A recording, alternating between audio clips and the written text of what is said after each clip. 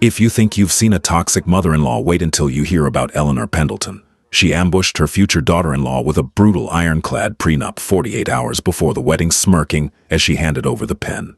She wanted to guarantee this penniless nobody wouldn't get a dime of her son's fortune. But Eleanor made one fatal mistake: she never background checked the bride. By the time Eleanor realized the girl she humiliated literally owned the royal palace she was desperately trying to rent, it was already too late.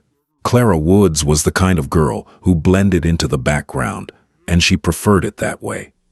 At 26, she worked as an antique book restorer for a modest museum in Boston. She wore oversized knit sweaters, tied her chestnut hair into messy buns secured with pencils, and drove a 2012 Honda Civic that rattled when it hit 40 miles per hour. Oh, to the outside world, she was delightfully average, fiercely hard-working, and entirely unremarkable in the financial department. Which is exactly why Arthur Pendleton fell in love with her. Arthur was a junior vice president at a boutique wealth management firm, a man whose tailored Italian suits cost more than Clara's car. He was charming, handsome, and carried the effortless confidence of a man who had never been told no in his life. When they met at a charity gala, Clara was there volunteering at the coat check. Arthur was there to be photographed. He was immediately drawn to her lack of pretense. She didn't care about his Rolex. She didn't know who his family was. For Arthur, Clara was a breath of fresh air. But for Arthur's mother, Eleanor Pendleton, Clara was a biohazard. Eleanor was the matriarch of the Pendleton family, a woman who treated zip codes like personality traits and bank account balances like moral report cards. Eleanor had spent her entire life cultivating an image of impenetrable, old-money elite. She lunched at the country club every Tuesday, wore pearls to the grocery store, and spoke with that transatlantic drawl that rich people adopt to sound subtly British. The first time Arthur brought Clara home to the Pendleton estate, a sprawling 6-bedroom colonial in Connecticut, Eleanor's reaction set the stage for the nightmare to come. Clara had brought a homemade apple tart as a gift. Eleanor, wearing a silk blouse and a terrifyingly sharp smile, accepted the pie as if it were a radioactive substance. She handed it off to her housekeeper, Maria, with a crisp, "Throw this in the compost, would you? We don't eat refined sugars." Dinner was a masterclass in psychological warfare. Eleanor spent 2 hours interrogating Clara, her tone dripping with saccharine condescension. "So, Clara, dear," Eleanor said, slicing her steak with surgical precision. Arthur tells me you fix old books. How quaint. Is that a hobby, or do they actually pay you minimum wage for that?" "It's a salaried position, Mrs. Pendleton," Clara replied politely, keeping her composure. "I specialize in 17th century European bindings." Eleanor let out a dry, rattling laugh. "Fascinating. Though I suppose when one doesn't have a family legacy to uphold, one must find something to occupy the time. Tell me, what does your father do?" Arthur mentioned he was overseas. "He's retired," Clara said softly, taking a sip of water. "He travels quite a bit." "Ha, a retiree. Florida, I presume."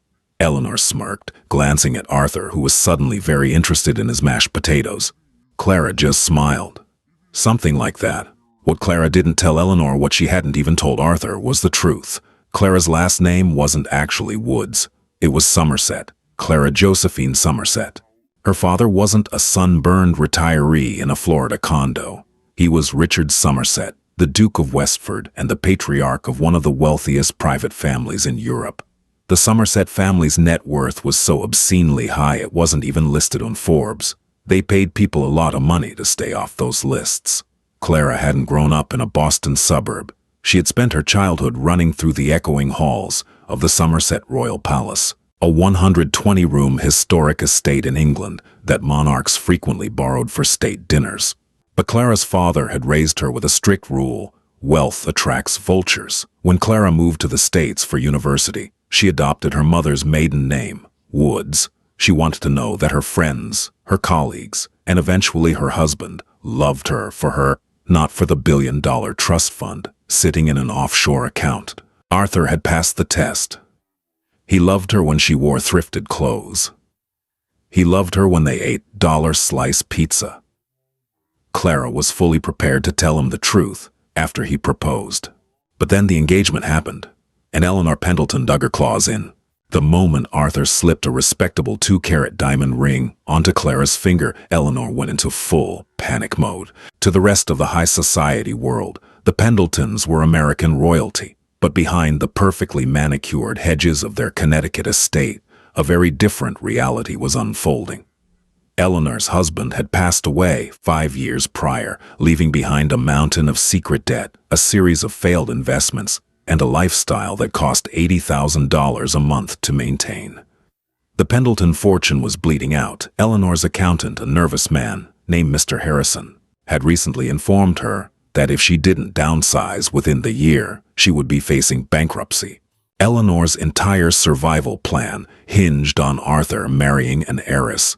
She had spent years parading daughters of tech billionaires and shipping magnates in front of him, hoping he would secure the family's financial future. Instead, Arthur had proposed to a book gluer who drove a rusted Honda. Eleanor couldn't stop the wedding. Arthur was too stubborn for that. But she could control it, and more importantly, she could ensure that when Arthur inevitably came to his senses and divorced this peasant, Clara wouldn't walk away with a single cent of the Pendleton money or whatever was left of it. The wedding planning became Eleanor's weapon of choice. She hijacked every decision using her wallet as a bludgeon. "If my friends are attending, we cannot serve chicken," Eleanor declared one afternoon, tossing Clara's carefully curated catering menu into the trash. "And we certainly cannot hold the reception at a botanical garden. It smells like dirt. No, I will be handling the venue." Clara, trying to keep the peace for Arthur's sake, bit her tongue. "What venue did you have in mind, Mrs. Pendleton?" Eleanor smiled, her eyes gleaming with manic ambition. "There is only one place suitable for a Pendleton wedding, the Somerset Royal Palace in England." Clara choked on her coffee. She coughed violently, her face turning crimson. The Somerset Palace. Yes, Clara. I know it's hard for you to comprehend." Eleanor sighed, rolling her eyes. "It is an exclusive private royal estate. The waiting list is 3 years long, and it costs $250,000 just to open the doors. But I have connections. It will show everyone that our family is still at the absolute peak of society. Of course, you'll have to let me handle the guest list. We can't have your relatives bringing down the tone of the royal grounds." Clara stared at her mother-in-law, genuinely speechless.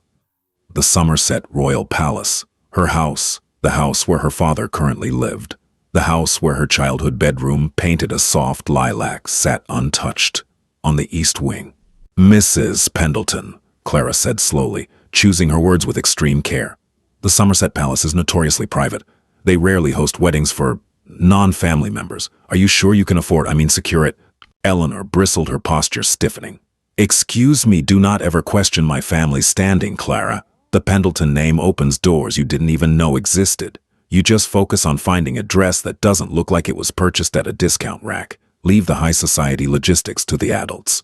While Eleanor spent her days aggressively calling the Somerset estate management, getting stonewalled by Clara's own estate managers, who had no idea who this screeching American woman was, she spent her evenings plotting with her lawyer, Richard Gable. Richard was a slick, morally bankrupt attorney who specialized in protecting wealthy men from their ex-wives. Eleanor paid him a small fortune. She didn't have to draft the most draconian prenuptial agreement legally possible in the state. "I want her locked out, Richard," Eleanor hissed during a late-night meeting in her study, swirling a glass of cheap gin she had poured into an expensive crystal decanter. "I want it in writing that she gets no alimony, no stake in Arthur's future earnings, and no claim to the Pendleton estate. I also want a lifestyle clause. If she gains more than 15 pounds, Arthur has the right to terminate the marriage with 0 payout, and an infidelity clause if she even looks at another man. She leaves with only the clothes on her back." Richard raised an eyebrow, adjusting his glasses. "Eleanor, some of these clauses border on punitive. A judge might throw this out if she has decent representation." "She won't have representation," Eleanor scoffed. "She has $43 in her savings account, and Arthur won't give her the money to hire a lawyer. We are going to blindside her. We drop it on her right before the rehearsal dinner. The caterers will be booked, the guests will be flying in." She'll be too embarrassed to cancel the wedding. She'll sign it just to avoid the humiliation. Richard nodded, slowly tapping his pen. It's ruthless, but it will protect your son. It protects me, Eleanor corrected sharply. Meanwhile, Clara was oblivious to the legal landmine being prepared for her. But she wasn't oblivious to Arthur's changing behavior. As the wedding grew closer, Arthur grew distant. He spent more time at his mother's house taking secret phone calls and avoiding Clara's gaze. Whenever Clara tried to bring up Eleanor's bullying, Arthur would wave it off. She's just stressed, Clara, Arthur would say, rubbing his temples. You know how she is. Just let her have this. It's her money paying for the wedding anyway. It's our wedding, Arthur, Clara pleaded one evening in their tiny apartment. She told me yesterday that my best friend Chloe couldn't be a bridesmaid because she doesn't fit the aesthetic of the Somerset Palace. Arthur, she's trying to erase me from my own life. Arthur sighed loudly, grabbing his coat. Clara, please, I work 12 hours a day. I don't have the bandwidth for this petty drama. Just compromise with her. I'm going to grab a drink with the guys. When the door clicked shut, Clara sat on the edge of their hand-me-down sofa, a cold knot forming in her stomach. The charming, protective man she had fallen in love with was fading, replaced by a coward who refused to stand up to his mother. She reached into her purse and pulled out her phone. She dialed a number she hadn't called in months. Estate Management, Marcus speaking. A crisp British voice answered. Marcus, it's Clara. There was a pause followed by a warm shift in tone. Lady Clara, it is wonderful to hear your voice. Your father has been asking when you might visit. How are the wedding preparations? That's actually why I'm calling, Clara said, her voice steady. Has an American woman named Eleanor Pendleton been contacting you about renting the palace for a wedding? Marcus sighed. Ah, yes, Mrs. Pendleton. She has called our offices 14 times this week. She threatened to have me fired yesterday because I informed her our wait list was currently closed. She insists that her social standing overrides our policies. Clara felt a dark, amused smirk pull at the corner of her lips. I see. Marcus, here's what I want you to do. Call her back tomorrow. Tell her there has been a miraculous cancellation and the palace is available for our wedding dates. Marcus sounded surprised. My lady, are you certain we generally don't host? I know, Clara interrupted gently, but tell her it's available. Send her the standard venue contract, the one with the non-refundable deposit clause. Of course, and the fee, quote her the full royal package. $250,000. Clara knew Eleanor didn't have that kind of liquid cash. She wanted to see exactly how far Arthur's mother would go to maintain her illusion of wealth. But Marcus, do not tell her my real name. The contract goes to Arthur and Eleanor Pendleton. Understood, Lady Clara. Consider it done. The trap snapped shut precisely 48 hours before the rehearsal dinner. Clara had been summoned to the Pendleton estate under the guise of finalizing the floral arrangements. She arrived in her usual attire, a comfortable pair of jeans and a beige sweater, feeling a sliver of hope. Maybe Eleanor was finally ready to call a truce. Instead, when Clara was escorted into the sprawling mahogany-lined library, there were no floral swatches. Eleanor sat behind a massive oak desk, looking like a judge about to deliver a death sentence. To her right stood Richard Gable, holding a sleek leather briefcase. To her left sat Arthur. Arthur wouldn't look at her. He was staring intensely at a spot on the Persian rug, his jaw clenched tight, his hands folded in his lap. The air in the room was thick and suffocating. Clara stopped in the center of the library, her eyes darting between the three of them.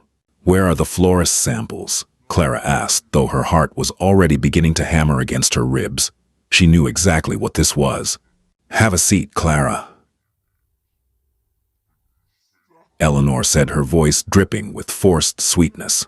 She gestured to a solitary, rigid wooden chair positioned directly in front of the desk. It felt like an interrogation room.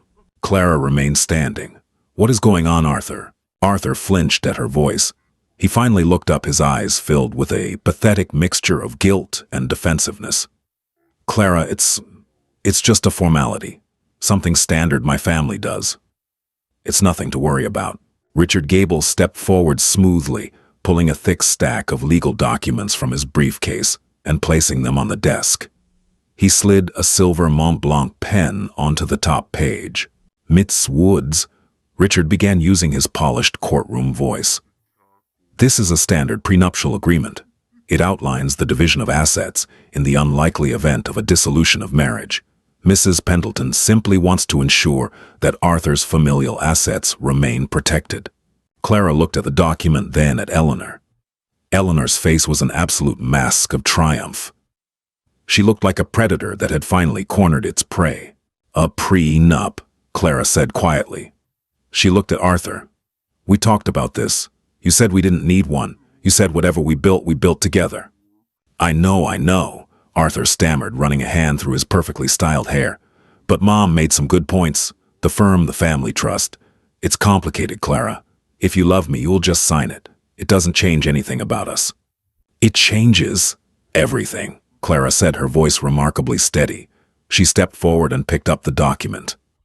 Take your time, Eleanor sneered, leaning back in her leather chair. Though you don't really have a choice. The wedding is in 2 days. The invitations have been sent. The venue in England is booked. If you refuse to sign, Arthur will call off the wedding. And you'll have to explain to all your little museum friends why you were left at the altar. Clara ignored her. She began flipping through the pages of the prenup. She had spent years studying complex historical legal texts. Richard Gable's legalese was child's play to her. As her eyes scanned the paragraphs, her blood turned to ice. It wasn't just a protective document. It was a document designed to humiliate her. There was the lifestyle clause: wife shall maintain her physical appearance and not exceed a baseline weight subject to husband's discretion.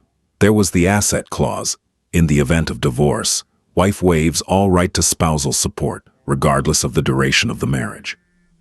There was even a housing clause stating that upon divorce, Clara would have exactly 24 hours to vacate any shared residence without taking any property she couldn't prove she purchased with her own funds. It was a contract for a hostage, not a wife. Clara stopped on page 14 and looked up. The fear and confusion that had clouded her mind moments ago instantly evaporated. In its place rose a cold, inherited steel. This was the blood of the Dukes of Westford kicking in.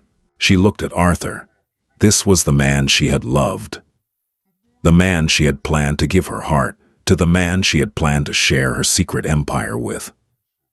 But looking at him now, cowering beside his mother, Clara realized she didn't know him at all. He wasn't a partner. He was a puppet. Arthur. Clara said, her tone suddenly stripped of any warmth. Did you read this document?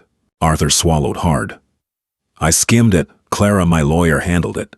So you agree with the clause that states, if we divorce, I have to leave our home within 24 hours. You agree with the clause dictating my weight. Arthur flushed dark red. It's standard boilerplate stuff. Clara, stopped making a scene. Standard, Clara echoed. She turned her gaze to Eleanor. The older woman was smirking, practically vibrating with smug satisfaction. I suggest you sign it, Clara, Eleanor said smoothly. Unless, of course, you're only marrying my son for his money, in which case there's the door. Clara stood in silence for a long 10 seconds.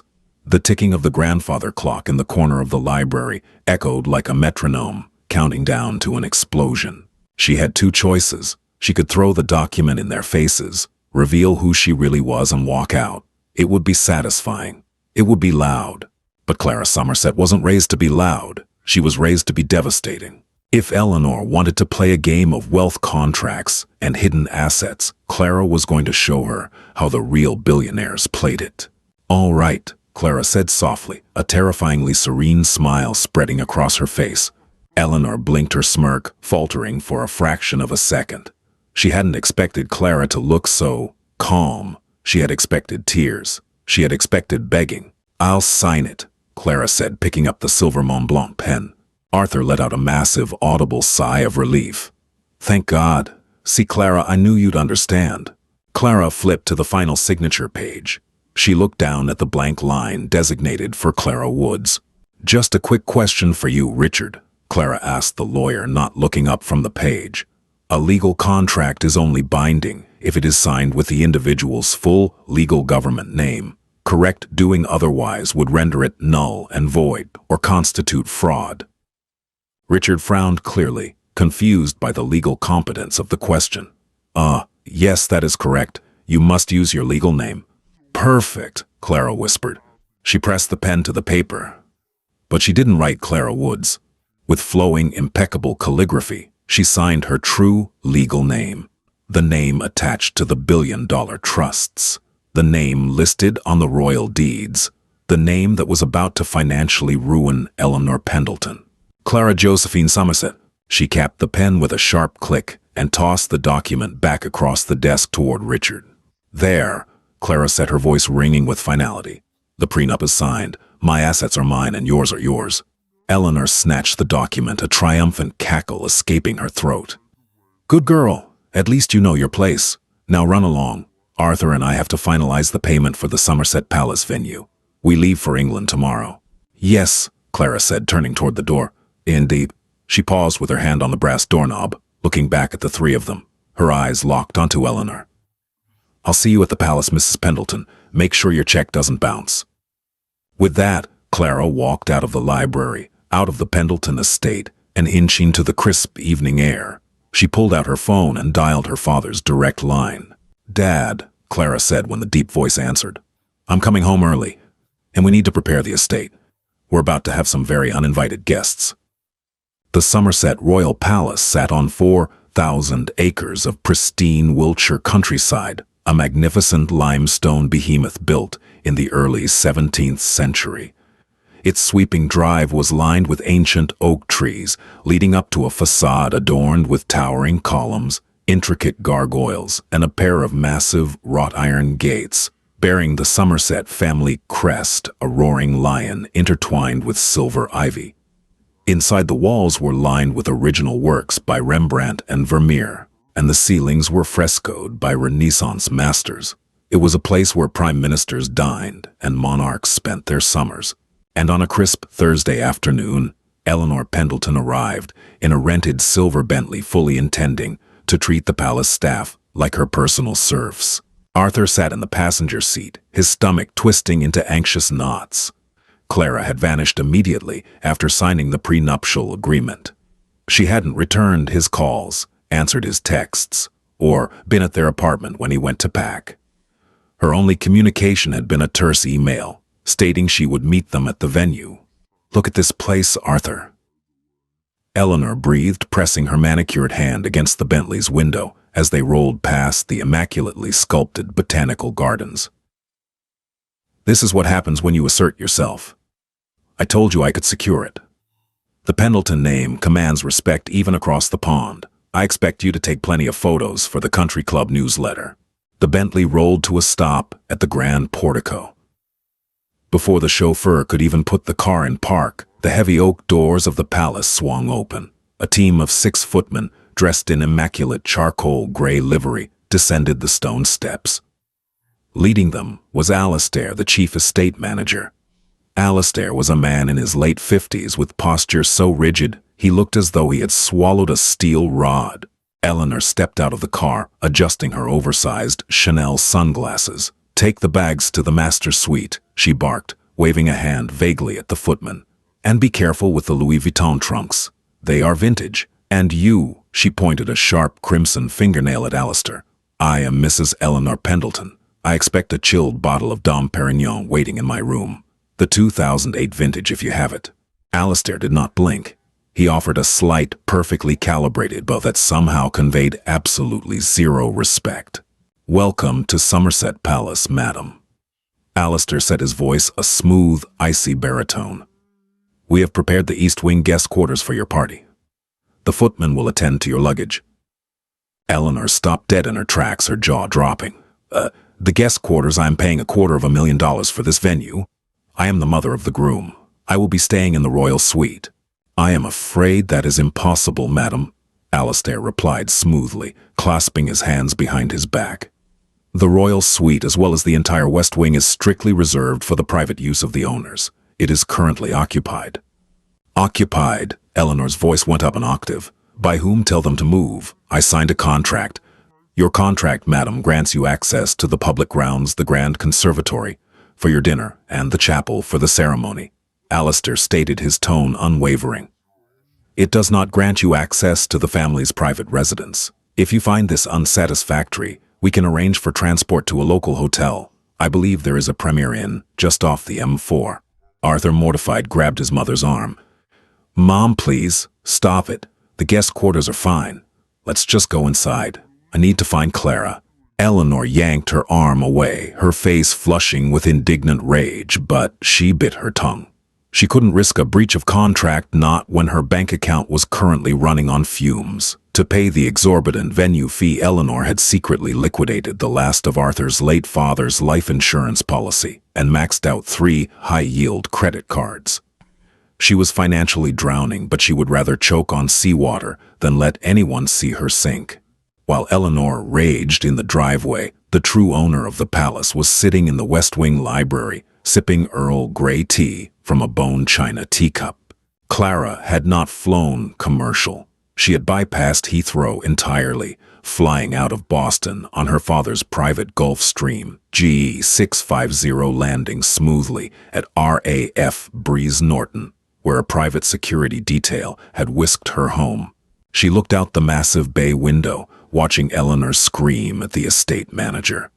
Clara was no longer wearing her oversized museum sweaters or her thrift store jeans. She was draped in a luxurious cashmere loungewear, set her chestnut hair blown out into loose, wealthy waves. "She is quite loud, isn't she?" a deep, aristocratic voice mused from the doorway. Clara turned and smiled.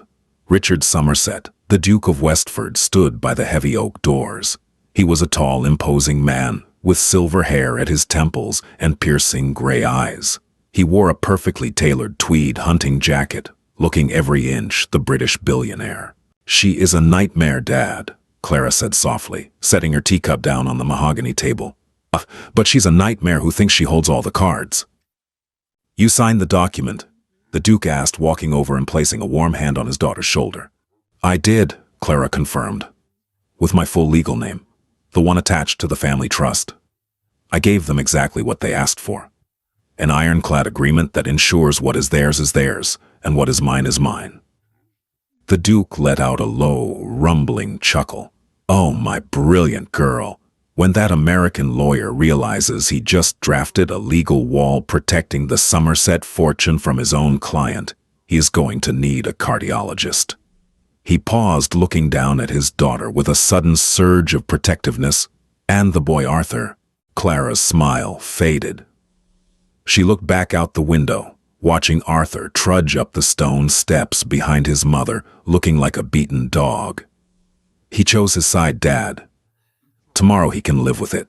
The grand conservatory of Somerset Palace was a breathtaking structure of duchy, curved glass and wrought iron filled with rare orchids, climbing jasmine, and centuries-old marble statues.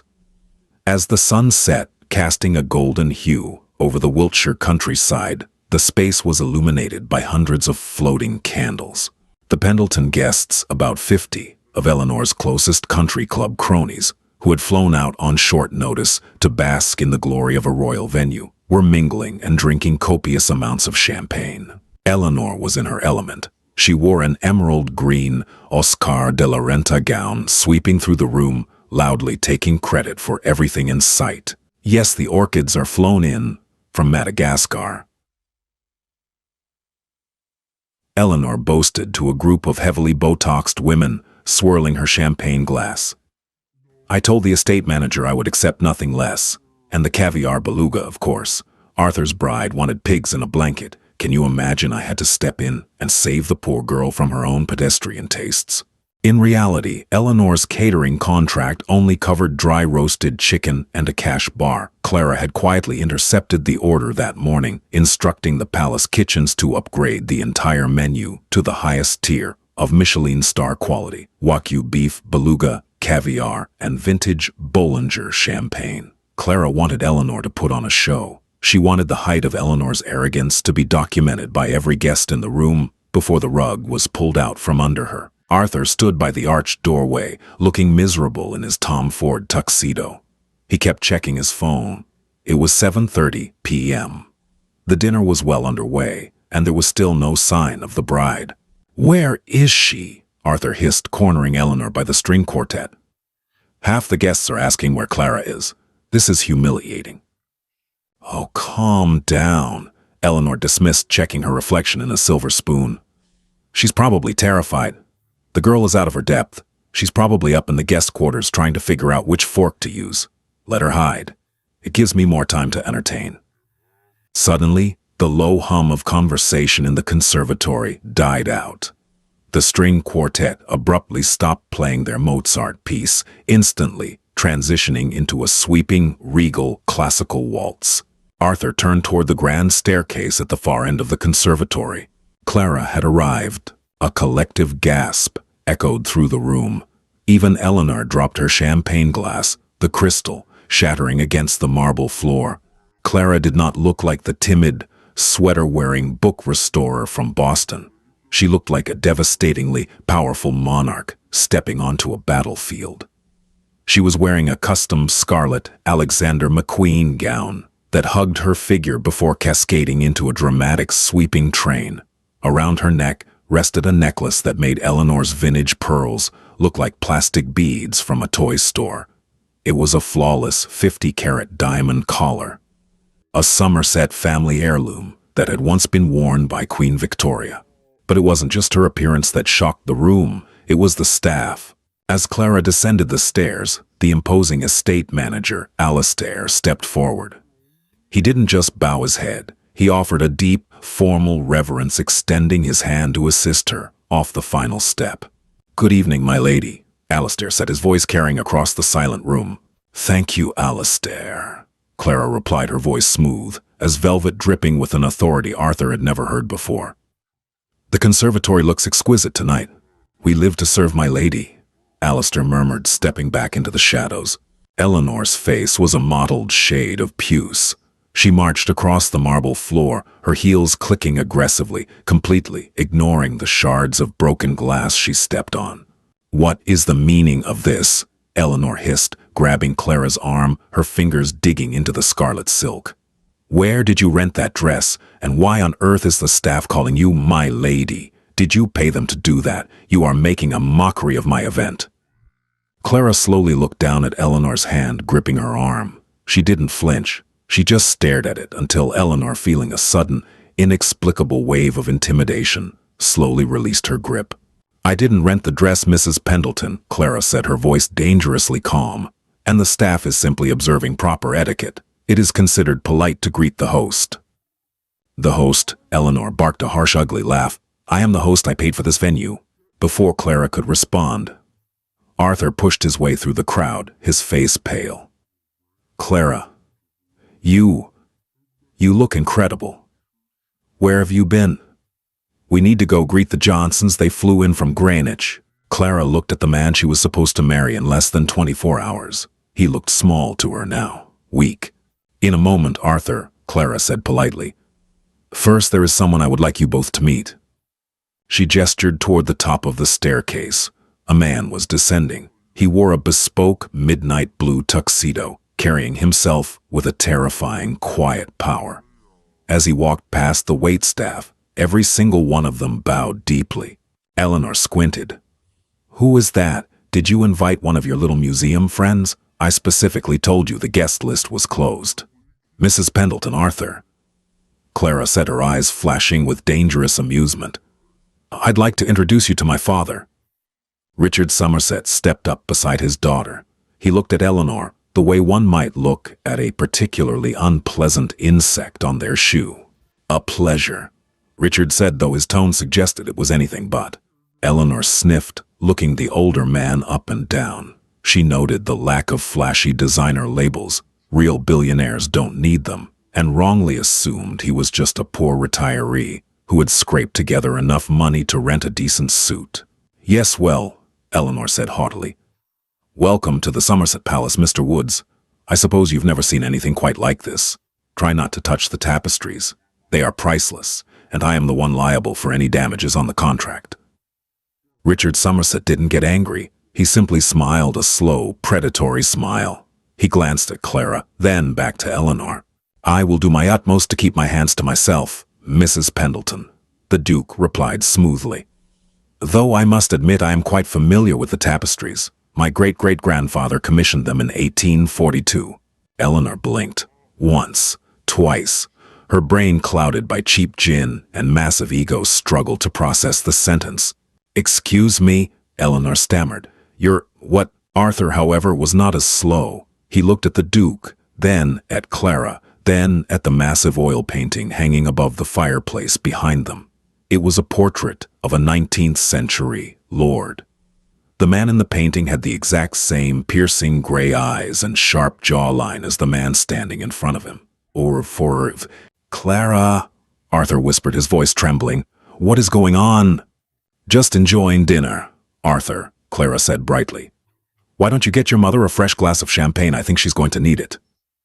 5 time zones away, in a sleek, glass-walled office, overlooking the Boston skyline, attorney Richard Gable was working late. It was 4 p.m. Eastern Standard Time, and Gable was preparing to file the final legal motions regarding the Pendleton prenuptial agreement before the courts closed for the weekend. The wedding was tomorrow, but Eleanor had insisted he process the paperwork immediately to lock the little gold digger out before vows were exchanged. Gable sat at his mahogany desk, humming a tuneless melody as he flipped to the final page of the heavy document. He uncapped his highlighter, preparing to mark the signature lines for his paralegal to scan. His eyes landed on the bride's signature. He stopped humming. He leaned closer to the page, adjusting his thick-rimmed glasses. The calligraphy was elegant, sweeping, and entirely unexpected. He had typed the line, "Clara Woods." The signature scrawled over it read, "Clara Josephine Somerset." Gable frowned. He grabbed his office phone and dialed his paralegal. "Janet, I need you to run a full deep-dive background check on a name. Immediately. Clara Josephine Somerset. Cross-reference it with the bride's social security number from our file." "On it, Mr. Gable," Janet replied. Gable sat back in his chair, tapping his pen against his desk. It was probably nothing. A middle name she hadn't mentioned. A pretension. People did stupid things on legal documents all the time. But a tiny cold seed of dread began to take root in his stomach. Eleanor's instructions had been ruthless. Take everything from her. The document was designed to ensure the bride left with nothing, waiving all rights to shared marital assets, alimony, and property. 10 minutes later, Gable's computer pinged. Janet had sent the file. Gable clicked open the PDF. He read the first paragraph of the dossier. Then he stopped breathing. He read it again. He scrolled frantically down the page, his eyes darting across lines of text, financial estimates, and property deeds. Subject: Clara Josephine Somerset. Father: Richard Arthur Somerset, 14th, Duke of Westford. Primary residence: Somerset Royal Palace, Wiltshire, England. Estimated family: net worth £8.4 billion. Private trust: holdings 4,000 acres in Wiltshire real estate in Mayfair. Majority shareholder of Somerset Global Equities offshore trusts in the Cayman Islands. Gable felt a drop of cold sweat slide down the side of his face. He looked back at the prenuptial agreement sitting on his desk, the iron-clad weapon he had built for Eleanor Pendleton. He flipped to page 14, Section 4, Division of Assets. In the event of dissolution of marriage, both parties hereby agree that all wealth assets, properties, and trusts belonging to the individual prior to the marriage shall remain solely the property of said individual. Neither party shall have any legal claim, right, or entitlement to the premarital or inherited wealth of the other. "Oh my God," Gable whispered to the empty room. He had done it. He had successfully drafted a document that completely, totally, and legally blocked Arthur Pendleton from ever touching a single dime of the Somerset fortune. He had essentially locked his client out of an $8 billion empire. But it got worse, much worse. Gable flipped to page 18, Section 9, the Infidelity and Lifestyle Clause. Eleanor had insisted on making it incredibly punitive against Clara. But Gable, trying to make the document appear fair to a judge, had made the clauses reciprocal. If either party is found at fault for breach of marital conduct, the offending party forfeits all right to shared marital assets and is liable for the legal fees of the offended party. The Pendletons were broke. Gable knew this. He had seen Eleanor's horrifying debt margins. If Arthur stepped out of line, or if Eleanor's harassment pushed Clara to file for divorce, Clara, backed by $1 billion legal team, could trigger the punitive clauses. She could crush the Pendletons into dust. She could take the Connecticut estate, Arthur's pathetic stock portfolio, everything. Eleanor had handed an atomic bomb to a billionaire, completely unaware that she had painted a target on her own son's back. Gable snatched his cell phone from the desk and dialed Eleanor's international number. It rang 4 times before going to a British voicemail operator. "Pick up, Eleanor, pick up," Gable hissed, pacing his office. He called again. "Voicemail." He called Arthur's phone. It rang out. "Damn it," Gable shouted, slamming his fist onto the desk. He looked at his watch. It was nearing 10 p.m. in England. The rehearsal dinner was likely wrapping up. The wedding was set for 2 p.m. the next day. If they got married, the prenup became active. It became law. He pulled up a blank email, his fingers flying across the keyboard with frantic desperation. "To Eleanor Pendleton, urgent read, immediately. Eleanor, stop the wedding. Do not let Arthur marry her. The bride is not who you think she is. She is the heir to the Somerset fortune. She owns the palace you are standing in. The prenup completely isolates Arthur from her money and leaves your family entirely exposed. Call me the second you read this. Do not proceed with the ceremony." He hit send. Thousands of miles away, in the grand conservatory of Somerset Palace, Eleanor's Judith Leiber clutch vibrated aggressively on the white linen tablecloth. Eleanor ignored it. She was too busy glaring at Richard Somerset, completely oblivious to the fact that she was trying to intimidate a man who could buy her entire bloodline with the loose change in his pocket. Clara stood beside her father, her posture perfect, her expression serene. She saw Eleanor's bag buzzing. She knew what was happening. Her legal team had likely tipped off Gable. The trap wasn't just set anymore. The jaws had snapped completely shut. "Well, Mrs. Pendleton," Clara said softly, raising a crystal flute of Bollinger champagne. "To tomorrow, may we all get exactly what we deserve."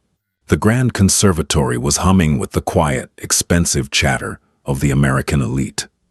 Waitstaff glided between tables, pouring vintage champagne while the string quartet played a delicate Vivaldi concerto. But at the center of the room, near the towering marble fireplace, a deafening silence was about to drop. Eleanor Pendleton's clutch had been vibrating against the linen tablecloth for 5 straight minutes. Finally, annoyed by the persistent buzzing, she snatched the jewel-encrusted bag, snapped it open, and pulled out her phone. The screen was lit up with 14 missed calls from Richard Gable and 1 urgent email preview. "Excuse me," Eleanor said haughtily to Richard Somerset, who was still looking at her with a terrifyingly calm, predatory smile. "My attorney is completely incompetent. He doesn't seem to understand time zones."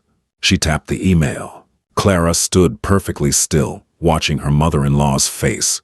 She had spent years restoring antique books. She knew exactly how to observe the slow degradation of something old and fragile. Eleanor's eyes scanned the first line of the email. "Stop the wedding." Her perfectly Botoxed brow furrowed. She scrolled down. Her eyes darted rapidly left to right, taking in the words that Gable had typed in frantic, capitalized terror. "Heir to the Somerset fortune, owns the palace, £8.4 billion, locked Arthur out." The blood drained from Eleanor's face so quickly she looked as though she had been dusted in flour. Her jaw went slack. The phone trembled in her manicured hand, slipping slightly against her palm. She looked up, her breathing suddenly shallow, and stared at the man standing across from her. The man in the unbranded tweed suit. The man she had just instructed not to touch the tapestries. The man who owned the tapestries, the walls they hung on the ground beneath her feet, and quite possibly the bank that held her massive, suffocating debt. Eleanor choked out, her voice a ragged, unrecognizable wheeze. "Is this a joke?" "I assure you, Mrs. Pendleton, my family rarely jokes about our assets." The Duke of Westford replied smoothly, taking a sip of his champagne. Arthur, noticing his mother's sudden physical collapse, stepped forward, his brow creased with concern. "Mom, what's wrong? You look like you're going to pass out." Eleanor couldn't speak. She just shoved the phone into Arthur's chest. Arthur grabbed it. He read the email, then he read it again. He looked at Clara, the modest, quiet girl in the oversized sweaters who ate dollar pizza and worried about her museum salary. The girl who was currently wearing a diamond necklace that cost more than his entire firm's annual revenue. Clara, Arthur whispered, his voice cracking violently. You're a billionaire. You own this palace. My father owns it, Clara corrected gently, though her eyes were entirely devoid of warmth. I simply stand to inherit it. But yes, Arthur, my name is Clara Josephine Somerset, which is the name I signed on that legally binding, highly punitive document your mother practically forced down my throat yesterday. Eleanor let out a sound that was half gasp, half sob. It was the sound of a woman watching her life's work disintegrate into ash. The venue fee Mom. Eleanor stammered, her eyes wide with a manic, terrifying realization. I paid $250,000 to rent this venue. You made me pay to rent your own house. Clara offered a slight, devastating smile. Actually, Mrs. Pendleton, our estate managers, informed you the palace was unavailable. You insisted on bullying them. You insisted that the Pendleton name demanded access. I simply allowed you to pay the standard fee for your arrogance. Though you'll be pleased to know that the Somerset estate donates all external venue fees to a charity that provides legal aid for women facing abusive divorces. Your money has already been wired to them. Eleanor swayed on her feet. She had liquidated Arthur's father's life insurance for this. She had maxed out her credit. She was financially destitute, all to put on a show for a girl who could have bought the entire Pendleton bloodline as a tax write-off. You lied to me, Arthur said, his voice rising, a pathetic mix of betrayal and defensive anger coloring his tone. He looked at Clara, trying to muster some sense of righteous indignation. For 2 years, Clara, you let me pay for dinner. You let me buy you that cheap ring. I love that ring, Arthur. Clara interrupted, her voice suddenly sharp, cutting through his whining like a scalpel. And I never lied. I just omitted the zeros in my bank account. I wanted a partner. I wanted a man who loved me, who respected me, and who would stand by my side when things got difficult. She took a step closer to him, the scarlet silk of her gown pooling around her. And you failed, Arthur. The moment your mother threatened me, the moment she tried to strip me of my dignity and force me into a contract designed to leave me homeless and humiliated, you stood there and stared at the rug. You didn't defend me. You defended her money, which is incredibly ironic considering she doesn't actually have any. Eleanor snapped her head up, pure panic flashing in her eyes. What did you say? Clara turned her piercing gaze to Eleanor. Oh, please, Eleanor. Don't insult my intelligence. When your attorney sent over the prenuptial agreement, my father's legal team ran a standard compliance check on the Pendleton estate to ensure the assets matched the clauses. You are running an $80,000 monthly deficit. Your mortgages are underwater. You are completely unequivocally bankrupt. The murmurs in the conservatory had grown. The American guests, sensing the drama, had stopped pretending to eat their caviar. Every eye was on the Pendleton matriarch. You are a monster, Eleanor hissed, tears of pure, unadulterated rage welling in her eyes. You set us up. You trapped my son. I set a mirror in front of you, Eleanor, Clara said coldly. You're just terrified of the reflection. Clara turned to her father. The Duke offered his arm. She took it. Enjoy your dinner, Arthur, Clara said, not looking back. The Wagyu is exquisite. I highly recommend it. It will be the last luxurious meal you eat for a very, very long time. The night was long, cold, and entirely sleepless for the Pendletons.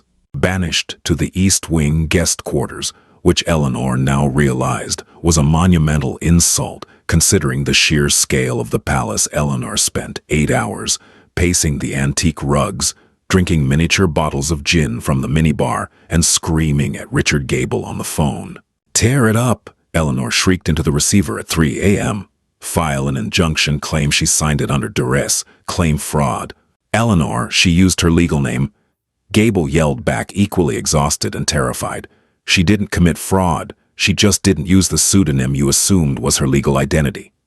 You are the one who drafted the draconian clauses. You literally demanded a clause stating that premarital assets are completely untouchable. You built a fortress around her money and locked your son outside.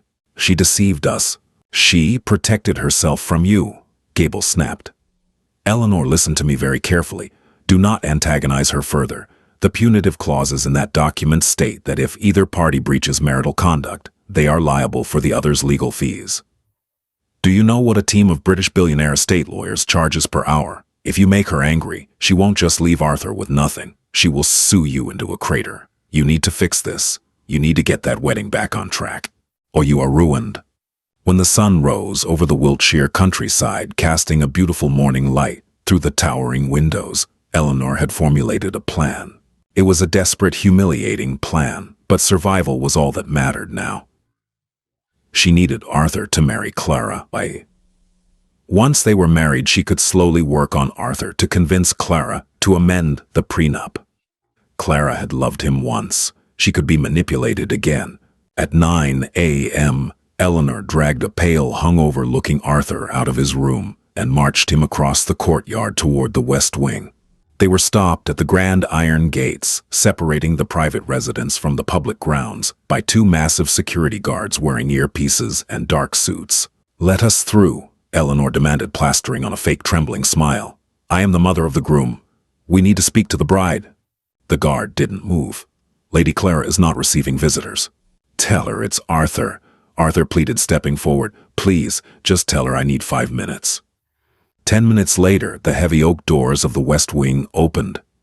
Clara stepped out into the crisp morning air. She was not wearing a white wedding gown. She was not in curlers getting her makeup done. She was wearing a razor-sharp, midnight blue, tailored suit. Her hair pulled back into a sleek, imposing bun. She looked exactly like the CEO of a multi-billion-dollar empire. Alistair, the estate manager, stood 2 paces behind her, his face a mask of absolute neutrality. "Clara, oh my darling girl," Eleanor cried out, rushing toward the gate, her voice dripping with a sickeningly sweet desperation. "I am so glad we caught you. We have been up all night just sick with worry. This has all been a terrible, terrible misunderstanding." Clara stood on her side of the iron gate, her hands casually resting in her pockets. "Oh, a misunderstanding, Eleanor. Which part? The part where you called me a penniless nobody, or the part where you tried to ensure I would leave your son with nothing but the clothes on my back?" "That was Gable's doing." Eleanor lied flawlessly, throwing her attorney directly under the bus. "Those lawyers, they are so aggressive. Arthur and I were horrified when we truly read it. Weren't we, Arthur?" She elbowed her son violently in the ribs. Arthur stepped up to the gate, gripping the cold iron bars. He looked at Clara with big, pleading eyes. The same eyes that used to make her heart flutter in their tiny Boston apartment. Now they just looked empty. "Clara, please," Arthur begged, his voice cracking. "I love you. I don't care about the money. I didn't care when I thought you were a museum worker, and I don't care now that you're a duchess or whatever. Let's just rip up that stupid contract. Let's get married today. Just you and me. We can go back to Boston. We can go back to how it was." Clara looked at him, feeling a tiny, fleeting pang of mourning for the life she thought she was going to have. But it was quickly replaced by the cold, hard reality of who he really was. "We can't go back, Arthur," Clara said quietly. "'Cause the man I loved in Boston was a protector. He was someone who stood up for what was right. But that man was an illusion. When the pressure was applied, you crumbled. You let your mother verbally abuse me for months. You let her hijack our wedding. You let her serve me a contract designed to destroy me, and you told me to just sign it to avoid a scene." She stepped closer to the gate, her gray eyes locking onto his. "You don't love me, Arthur. You love the comfort of not having to fight. And you certainly love the idea of my bank account saving your family from the bankruptcy you're too cowardly to admit." Eleanor's fake smile finally shattered. "Listen to me, you little brat. We have 200 guests arriving at the chapel in 4 hours. My friends, my peers. The caterers are paid. The flowers are arranged. You are going to put on a white dress, and you are going to walk down that aisle, or I swear to God. Or you'll what?" Clara interrupted, her voice dropping to a terrifyingly soft register. "You'll cut me off. You'll take away my access to the Pendleton Country Club." Clara let out a short, hollow laugh. She turned to Alistair. "Alistair, fecotation sikifrikinu," Clara said, not breaking eye contact with Eleanor. "What is the penalty for a breach of the behavioral clause in the venue contract?" "Vipont." Afonto befit be dwafed. Alistair stepped forward, his posture rigid. Section 12, Clause B. My lady, any aggressive, abusive, or unseemly behavior directed at the estate's staff or owners results in immediate termination of the contract, forfeiture of all deposits, and immediate expulsion from the grounds. Eleanor's breath hitched. You wouldn't? I am officially canceling the wedding, Clara stated, her voice ringing across the quiet courtyard. The Pendleton party is in breach of contract. Alistair, please inform the guests that the ceremony will not be taking place, and escort Mrs. Pendleton and her son off my property. The next hour was a masterclass in high society humiliation. Clara did not hide away in her suite while the eviction took place. She stood on the grand balcony of the West Wing, a cup of freshly brewed tea in hand, watching the spectacular dismantling of Eleanor Pendleton's pride. Alistair, operating with the ruthless efficiency of a military commander, mobilized the estate staff. Word spread quickly among the Pendleton guests in the conservatory and the public grounds. Whispers of bankruptcy and fake wealth echoed through the manicured hedges. Eleanor's friends, who only tolerated her for her perceived power, were now watching her downfall with gleeful, gossiping horror. 6 footmen marched to the East Wing guest quarters. They did not carefully carry Eleanor's vintage Louis Vuitton trunks this time. They hauled them out the front doors and unceremoniously dumped them onto the gravel driveway. Careful, Eleanor screeched, running out of the palace doors, her hair disheveled entirely, abandoning her aristocratic poise. Those are worth more than your lives, you ungrateful peasants. Where is my car? Where is the Bentley? The Bentley rental was secured under a credit card that has just been declined. Madame Alistair informed her, holding a clipboard. The rental company has repossessed the vehicle. We have taken the liberty of calling you a local taxi. It will take you to the Premier Inn near the motorway. Arthur stood frozen by the bags, his face buried in his hands. Guests were pulling out their smartphones, discreetly recording the meltdown. The golden boy of the Pendleton family was entirely broken. A battered yellow Skoda taxi rumbled up the grand, sweeping driveway, looking completely out of place among the ancient oak trees and stone gargoyles. I am not getting in that tin can, Eleanor yelled, her face red and streaked with mascara. I demand a refund. I gave you $250,000. Clara, standing on the balcony above, leaned over the stone balustrade. Actually, Eleanor. Clara called down, her voice carrying easily in the crisp morning air. Eleanor snapped her head up, glaring at the balcony. My father's holding company, Somerset Global Equities, recently acquired a massive portfolio of underwater debts from a struggling American bank. Clara explained, her tone conversational, as if she were discussing the weather. It turns out your mortgages were in that portfolio, so technically that $250,000 you paid for the venue, I just applied it to your past due interest. You're welcome. Eleanor stared up at her mouth, opening and closing like a suffocating fish. She had literally handed the last scraps of her family's wealth directly to the girl she tried to destroy.